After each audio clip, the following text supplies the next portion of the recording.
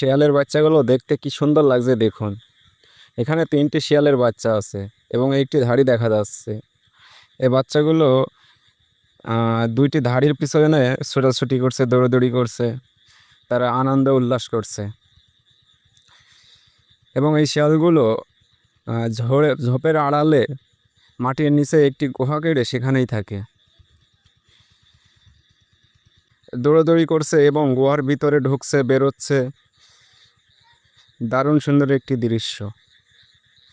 সচরাচর এরকম সুন্দর দৃশ্য আপনি দেখতে পারবেন না।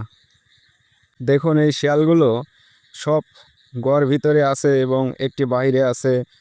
কেউ বা বসে আছে, খাবারের জন্য ছোটাছুটি করছে।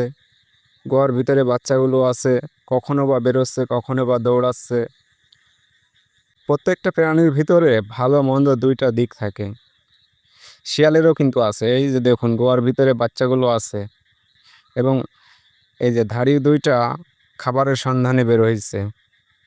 তারা কোথায় খাবার পাবে, কিভাবে খাবার এনে বাচ্চাদেরকে খাওয়াবে এবং নিজেরা খেয়ে ভালো থাকবে।